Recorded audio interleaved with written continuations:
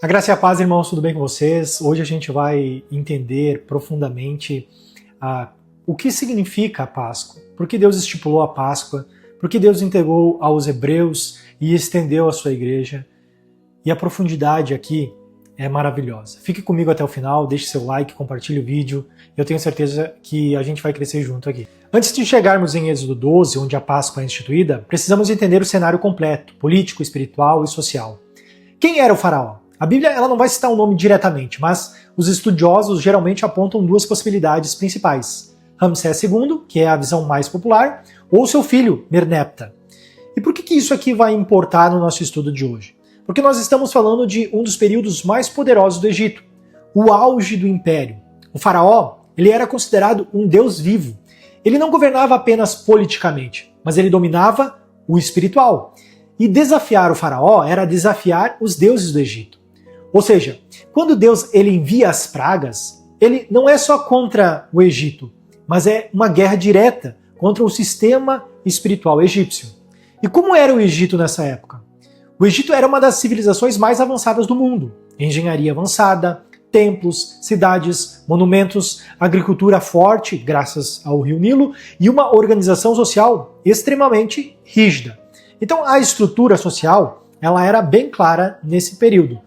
O faraó era Deus, sacerdotes, o controle espiritual, nós tínhamos os nobres, os soldados, os artesãos e na base, os escravos. E aqui é justamente que entram os hebreus. Qual que era a situação dos hebreus? Então, o povo de Abraão tinha sido levado ao Egito gerações antes, por causa da fome, nos dias de José. Mas o que começou com um favor, acabou virando escravidão. Em Êxodo 1 vai dizer que surge um faraó que não conhecia José. E ele vê o crescimento dos hebreus como uma grande ameaça ao seu império. E nós vamos perceber que o nível de opressão ele era muito forte. Trabalho forçado pesado, construção de cidades como Pitom e Ramsés, controle populacional e um decreto de morte para meninos hebreus. Ou seja, não era só a escravidão, era uma tentativa de apagar um povo inteiro. Agora eu quero que vocês pensem sobre o estado espiritual dos hebreus. Aqui é um ponto que quase ninguém se aprofunda, mas vocês já imaginaram que depois de 400 anos do Egito, muitos hebreus já estavam culturalmente misturados, provavelmente influenciados por deuses egípcios, viviam em sofrimento, claro, mas também uma confusão espiritual. Em Êxodo 2, eles vão clamar, mas ainda não demonstram uma fé estruturada. E Deus vai se lembrar da aliança. Isso aqui é muito forte, porque a libertação ela não começa porque o povo está perfeito, mas porque Deus é fiel à promessa feita a Abraão. Isso nos ensina muito. E por que a Páscoa ela surge nesse momento? Agora a gente vai conectar tudo. Porque um império que se acha divino, um povo escravizado, fraco, sem identidade clara, um sistema espiritual totalmente corrompido, e então Deus faz algo totalmente inesperado. Ele não só liberta, mas ele cria um ritual eterno. A Páscoa não nasce como uma festa, ela nasce como um juízo contra o Egito, proteção para o povo hebreu, e um marco de identidade espiritual. E aqui nós temos um contexto de guerra espiritual, porque cada praga ela vai atingir um deus egípcio. Nós temos o Nilo em sangue, não é? Contra o deus Hapi, trevas contra o deus Ra, a morte dos primogênitos, quebrando todo o sistema. E isso culmina na Páscoa. O golpe final não é só físico, mas ele é espiritual e muito simbólico. Antes da Páscoa existir como uma celebração, ela foi a noite em que Deus confrontou o império, expôs deuses falsos e marcou um povo com o sangue da libertação. Agora nós vamos entender, irmão, o capítulo 12 de Êxodos. E aqui nós vamos entender as camadas de revelação da Páscoa e como Deus quer nos ensinar sobre o seu reino. Vamos lá, Êxodos. Vamos para o verso onde diz: aos 10 deste mês, cada um tomará para si um cordeiro, segundo a casa dos seus pais, um cordeiro para cada família. Mas se a família for pequena para um cordeiro, então convidará ele o seu vizinho, mas o próximo, conforme o número das almas, conforme o que cada um puder comer. Por aí calculareis quantos bastam para o cordeiro. O cordeiro será sem defeito, macho de 1 ano. Podereis tomar um cordeiro ou um cabrito, e o guardareis até o 14º dia deste mês, e todo o ajuntamento da congregação de Israel o imolará no crepúsculo da tarde. Em Êxodo 12, a gente está observando aqui primeiro contexto aqui, um cenário do dia 10, que é o cordeiro sendo separado, e o dia 14, que o cordeiro é sacrificado. Nós temos um intervalo aqui de 4 dias, correto? Só que o que acontece nesses 4 dias? O que o texto está querendo nos mostrar?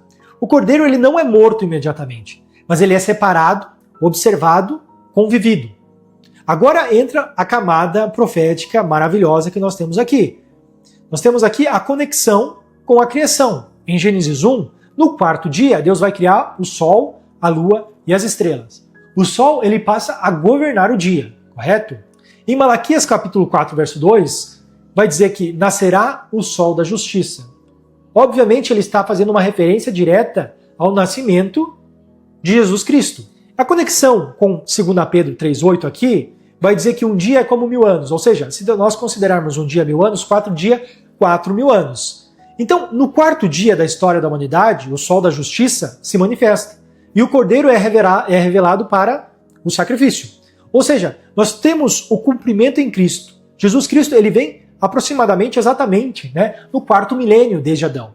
E o que acontece? Ele entra em Jerusalém, ele se apresenta, ele é observado, é examinado pelos líderes e pelo povo, por Pilatos, e então ele é morto. Igual ao cordeiro de Êxodos 12. Vamos lá, Êxodo 12, do 8 ao 10. Ele vai falar sobre o modo de comer o cordeiro. E naquela noite comerão a carne assada no fogo com pães asmos e ervas amargas. Nada cru, nada cozido em água e nada deixado até amanhã. Ou seja, não é só uma alimentação aqui, mas ele está falando um ato profético completo. Percebam o seguinte, o cordeiro assado no fogo, que significa que não deve ser nada cru, nada cozido, mas apenas no fogo, porque o fogo ele representa o juízo, a aprovação, a purificação.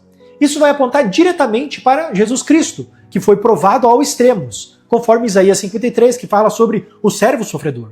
Cru seria sem processo, cozido seria suavizado, não é? E Deus não permite isso. O sacrifício não pode ser amenizado. Os pães asmos, que são sem fermento, o fermento ele simboliza o pecado, a corrupção, a falsa doutrina, né? E o pão asmo significa uma fé sem mistura, doutrina pura, o rompimento com o sistema antigo.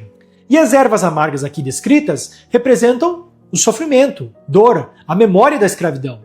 Mas também a verdade ela é doce ao receber e amarga ao transformar, conforme o livro, que na boca é mel, mas no estômago é amargor.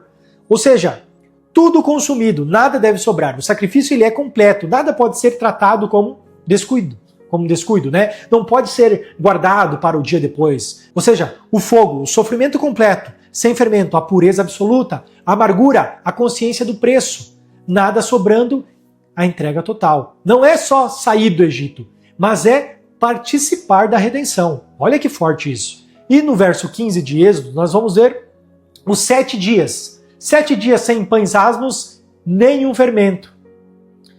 Olha só, 7 representa a totalidade, a plenitude, o tempo completo. Em Êxodo 12, 15, a gente vai ver os 7 dias. 7 dias com pães asmos e sem nenhum fermento. O 7 ele representa a totalidade, a plenitude, o tempo completo.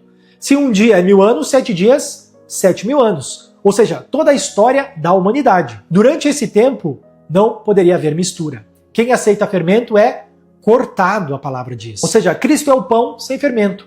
Participar dele é rejeitar a corrupção. Vamos para Êxodos 12, 16 e 17, que vai falar sobre 2 assembleias. Primeiro dia, assembleia. E o 7º dia, também assembleia. O início e o fim. Adão, o começo e o juízo final, que vai ser com a consumação, a manifestação do Cristo. No início, Deus ele reúne para começar e no fim ele reúne para julgar. E não há mais obras. A frase vai dizer o seguinte, no primeiro dia Deus reuniu o homem e no 7º reunirá novamente, mas dessa vez não haverá mais tempo. Em Êxodo, verso 18, 19, nós vamos ver esse ciclo completo, porque ele vai falar novamente, 7 dias começando no sacrifício. A história ela começa com o cordeiro. E Cristo não é só o fim, mas ele é o começo. O sacrifício é eterno, ou seja, o cordeiro foi morto desde a fundação do mundo. Antes, durante e depois. A Páscoa não é só histórica, mas ela é eterna. Nós vamos perceber que em Zacarias, do capítulo 14, ele vai falar que as nações sobem para adorar o rei. E o contexto aqui é o milênio, a volta de Cristo. Ou seja, o Shabat, o 7º milênio, o 7º dia. E Jesus Cristo aqui, o cordeiro, governando. Os tabernáculos, que vai falar sobre a comemoração deles se reunirem para celebrar a festa dos tabernáculos, representa Deus habitando com o homem. E a Páscoa representa a redenção, ou seja, tabernáculo igual habitação. Ou seja, as nações elas virão não apenas para lembrar da libertação do Egito, naquele caso, com a festa do tabernáculo, mas no milênio representa a libertação do pecado desse mundo, mas as nações elas também vão estar diante do próprio Cordeiro no milênio, celebrando com o próprio Cristo as festas do tabernáculos e da Páscoa. Ou seja, Jesus ele vai falar isso na última ceia. Ele vai falar, não comereis novamente até que se cumpra no reino. Ou seja, cumprimento, cruz, igreja e reino. Naquela mesa, então, ele se despedia até o dia em que ele voltaria. Não mais como um cordeiro, mas como um rei. Nós temos aqui o cenário também falando que o sangue ele impede a morte. Ou seja, no texto a gente consegue observar que existe um destruidor, mas ele encontra uma limitação, que é o sangue. Não é a casa, nem a força, mas o sangue. Onde há sangue, a morte não entra, mas o sangue do Cordeiro. Em Cristo a morte ela existe, mas ela não vence. Naquela noite a morte passou pelo Egito, mas parou diante de uma porta marcada com o sangue. E desde então, toda vez que a morte tenta avançar, ela encontra o mesmo sinal, porque o sangue do Cordeiro não apenas protege, mas ele também garante que a morte nunca terá a palavra final. Percebam como eu dei um resumo mais profundo de detalhes da estipulação da Páscoa, para que o povo não somente celebrasse a Páscoa, mas desse testemunha, né, mesmo que inconscientemente naquela época, mas hoje, por meio da graça do Senhor, do seu Espírito, a gente conseguir compreender essas coisas, também fôssemos coparticipantes de tudo isso. Então, a Páscoa, ela é muito profunda. A estipulação de Êxodo capítulo 12 não é apenas uma festa momentânea, mas como o texto vai dizer, é um estatuto eterno, porque vai servir de testemunho para todo sempre. Eu espero que vocês tenham entendido, compreendido o que nós falamos aqui e tenham acrescentado a vocês também conhecimento da palavra do Senhor. A graça e a paz a todos e uma feliz Páscoa.